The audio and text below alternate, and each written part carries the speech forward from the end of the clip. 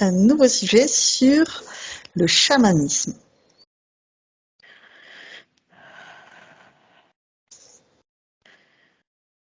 Qu'est-ce Ok. que tu as comme information qui te parvient? Alors,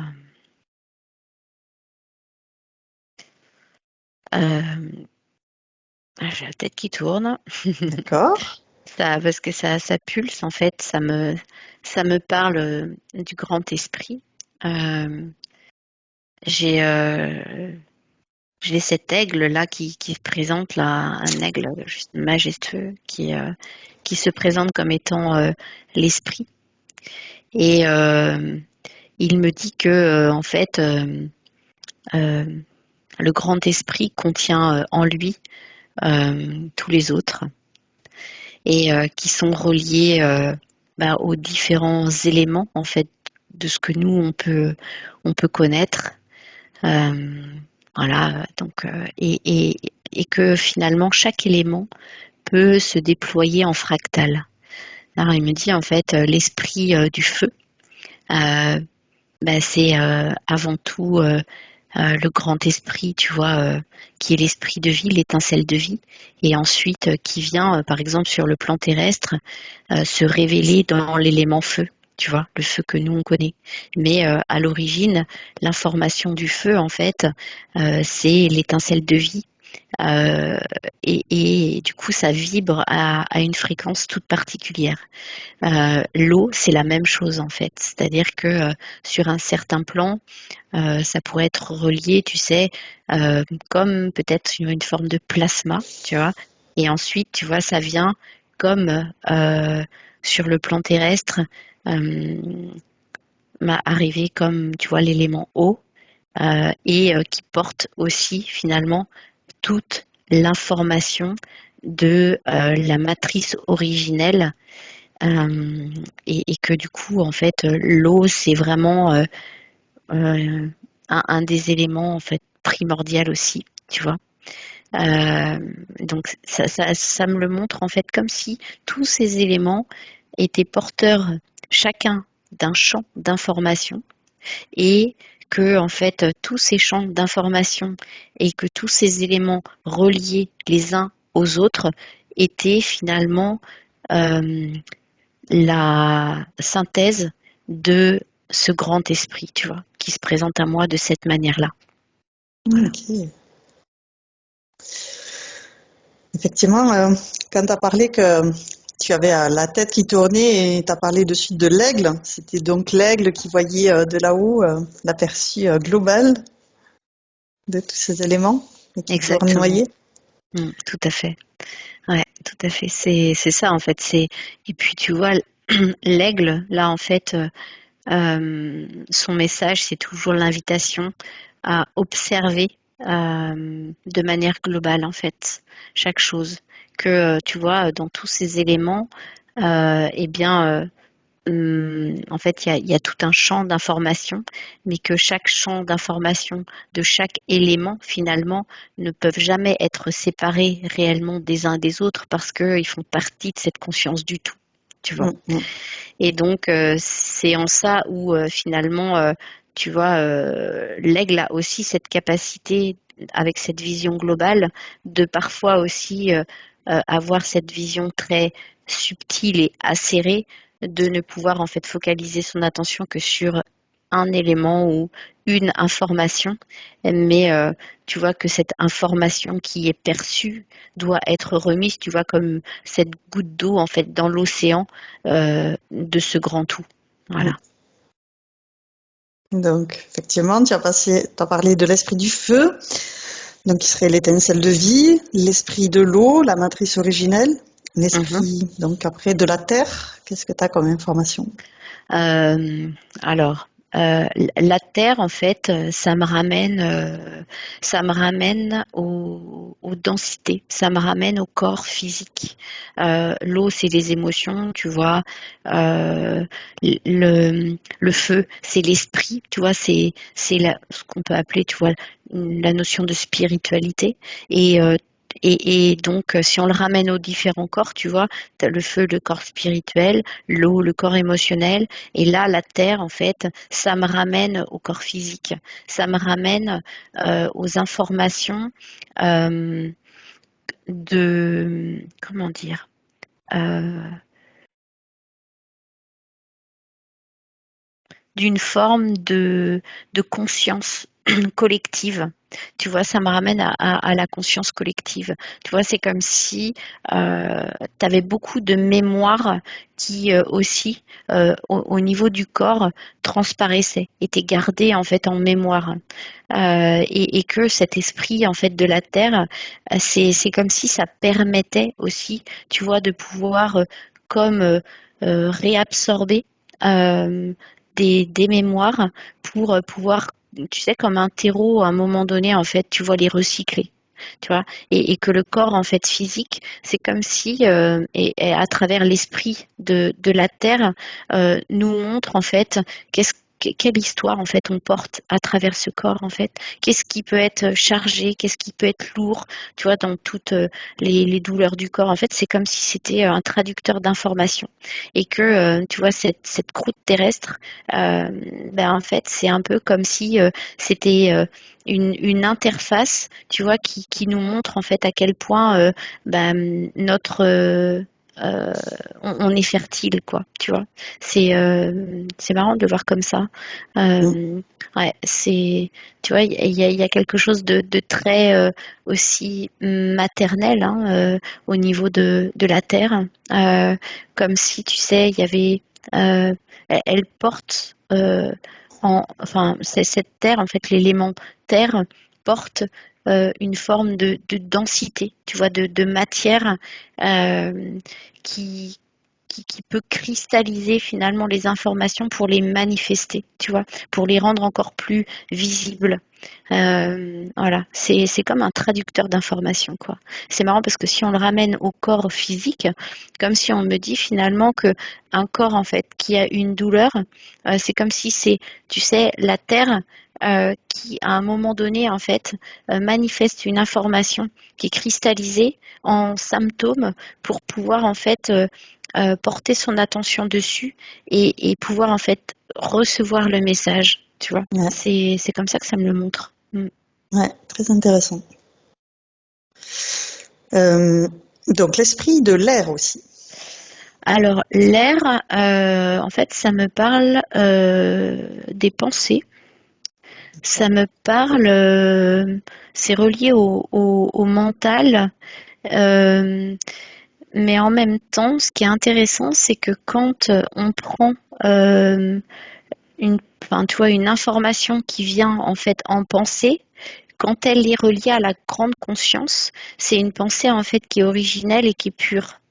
Et en fait, ça me montre que finalement, l'air en fait, il est là pour pouvoir aussi nettoyer, pour pouvoir aussi, tu vois, dégager tout ce qui pourrait en fait être trop lourd. Et quand on le ramène, tu vois, sur le plan de l'humain, c'est comme si finalement le mental, lui, qui est conditionné par le monde euh, qui, euh, qui véhicule aussi des informations, des champs d'information, eh bien en fait, ça peut venir en fait perturber en fait le champ de pensée. Et du coup, de ce fait, c'est comme si en fait tu as comme des informations teintées qui viennent en fait comme envahir tout l'espace mental et que en fait la notion des informations reliées à la tu vois au grand esprit ont de moins en moins en fait de place pour pouvoir en fait informer l'espace de notre conscience originelle, tu vois, à partir de notre être, tu vois. D'accord. Et du coup, c'est marrant parce que ça me le montre comme si quand on le voit en fait sur le plan global, eh bien tu as comme un être qui est complètement dans sa grande conscience, euh, pur, en fait, relié vraiment à son origine.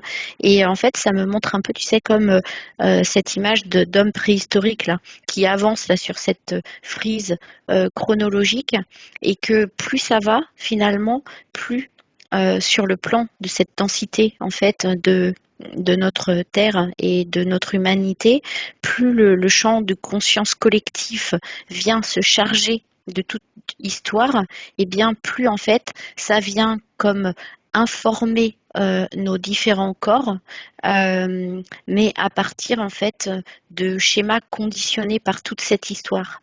Alors que si finalement on revient et on reste connecté au grand esprit, et que en fait on continue à vivre à partir de notre être originel, eh ben en fait on va petit à petit justement libérer toute cette conscience collective de ces mémoires en fait qui sont venues comme alourdir tout le schéma en fait de l'homme. D'accord. Effectivement, les chamans, ils arrivent donc à communiquer, que ce soit avec l'arbre, avec les animaux, avec les plantes.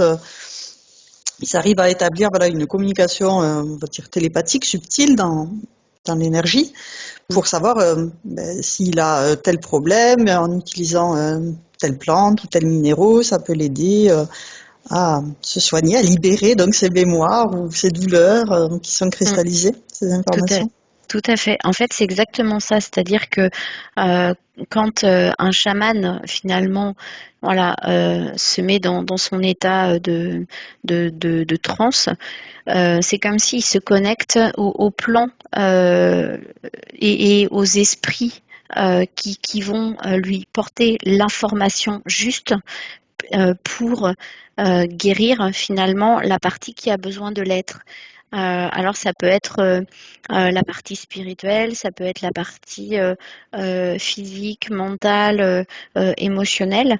Euh, et finalement, de ce fait, c'est comme si l'esprit concerné va lui apporter l'information.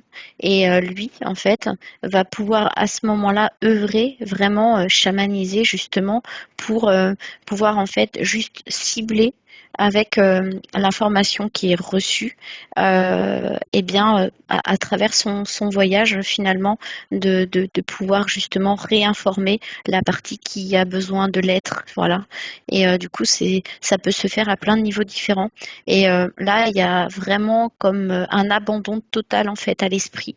Et du coup, ensuite, les esprits concernés viennent finalement comme des alliés, informer, aider, enseigner en fait le chaman pour qu'il puisse servir l'esprit et donc apporter la guérison à la personne qui vient le voir. Ok. Et souvent, on s'imagine le chaman en train de chanter ou d'avoir son tambour ou de prendre des boissons qui peuvent l'aider à rentrer dans cet état entre deux mondes. Mm. Mm.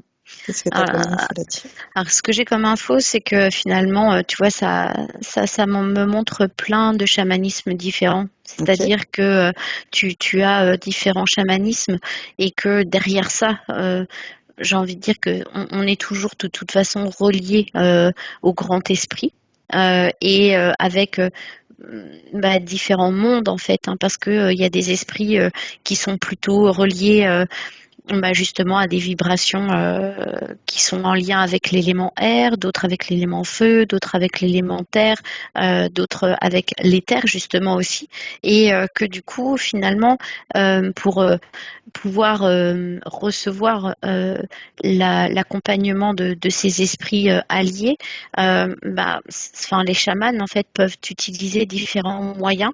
Dans l'absolu, il n'y aurait pas forcément besoin, tu vois, de ça.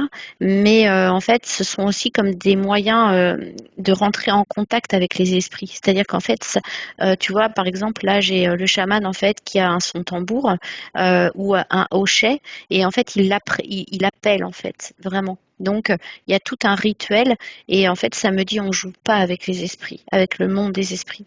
Parce que en fait, c'est très subtil, c'est une science en fait qui dépasse la science des hommes.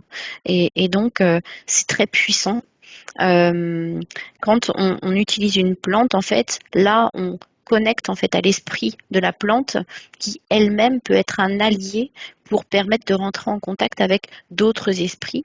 Et le son, le chant, en fait, c'est comme finalement une forme de moyen en fait de canaliser une vibration et que cette vibration, en fait, elle est vraiment calée sur un niveau de fréquence de guérison qui est juste en fait pour la personne qui vient au chaman. Donc tout ça en fait, ça fait vraiment partie des rituels. Ça me dit, le son en fait, c'est la vibration de guérison qui est reliée à l'esprit du tout. Donc c'est comme si c'est un peu, tu sais, le fil conducteur pour être connecté à ce grand esprit et que ensuite en fait viennent comme tu sais des cordes d'un instrument se rajouter avec ben, soit d'autres esprits, soit tu vois d'autres éléments qui se rajoutent. Mais en tout cas, voilà, le son en fait, c'est vraiment un moyen pour le chaman tac, de se connecter au grand esprit et de se caler sur cette vibration pour être complètement finalement dans cette ouverture.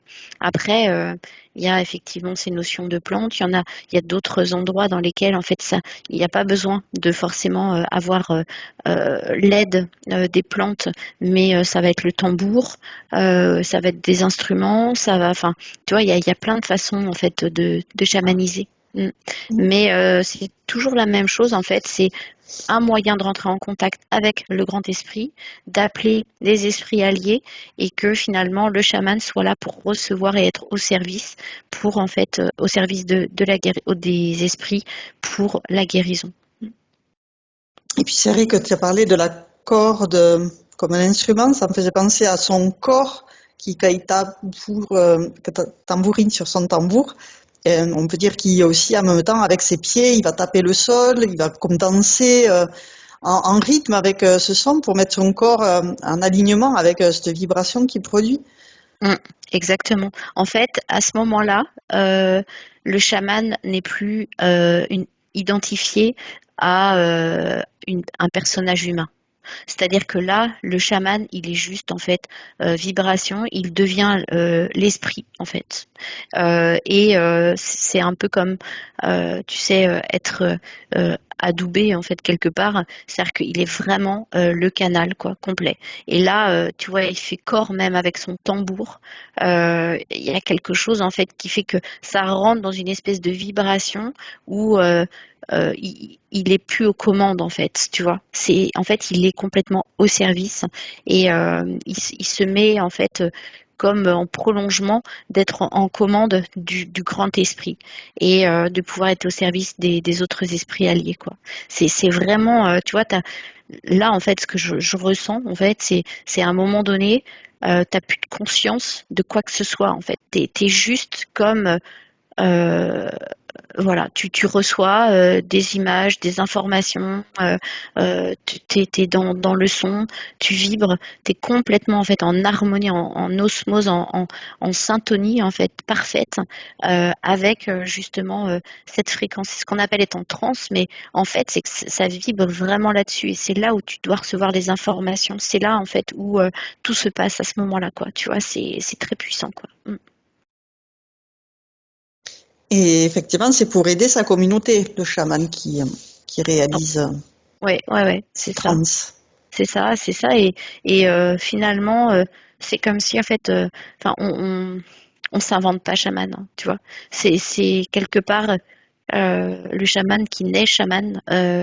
Bah, c'est presque comme si tout le monde dans le village le sait et lui il le sait aussi quasi des tout petits. Enfin, tu vois, c'est vraiment un processus, c'est un cheminement, mais le chaman est au service de son village et en fait le village vient voir le chaman vraiment pour en fait ce qu'il représente, c'est-à-dire c'est tu vois au-delà de s'identifier en tant que chaman en fait c'est vraiment enfin, tu vois, c'est pas une identité, enfin, comment dire, euh, c'est pas un personnage, tu vois, dans le sens où tu t'identifies à un personnage, c'est tu es chaman, tu vois, c'est vraiment, C'est c'est vraiment, être, c'est pas c'est une être. paraître. Voilà, c'est ça, exactement, c'est ça. C'est pas une parade, en fait, tu joues pas avec ça, c'est vraiment, enfin, t'es au service, quoi, hein, donc c'est quand même pas rien.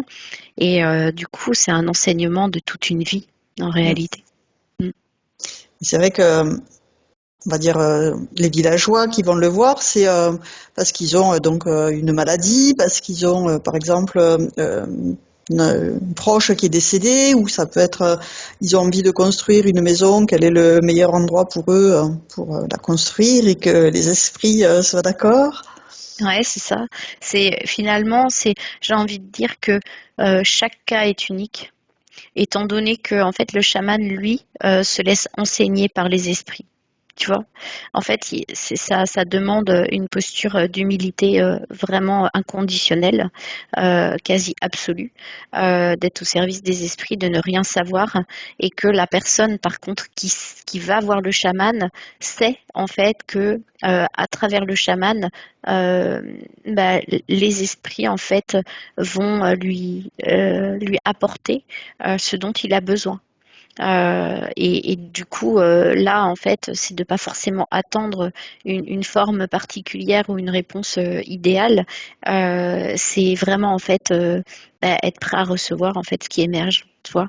Et effectivement, ça peut être pour toute forme de demande en fait. Ça peut être effectivement des pathologies, mais ça peut être des blocages, ça peut être des conflits, ça peut être, enfin, tu vois, comme j'ai envie de dire, enfin, nous, on peut aller voir un thérapeute ici dans notre civilisation, et ben, finalement, le chaman représente aussi quelque part en fait une interface du grand esprit, comme pour pouvoir en fait apporter un nouvel angle de vue, en fait, voilà, une nouvelle perception pour avoir la situation qui apparaît sous une perspective différente, quoi. Tu vois, et ça éclaire un nouveau champ. Et souvent, finalement, c'est ce qui fait que ça change complètement l'énergie et la guérison ou la libération des blocages ou les solutions émergent de ça. Ok.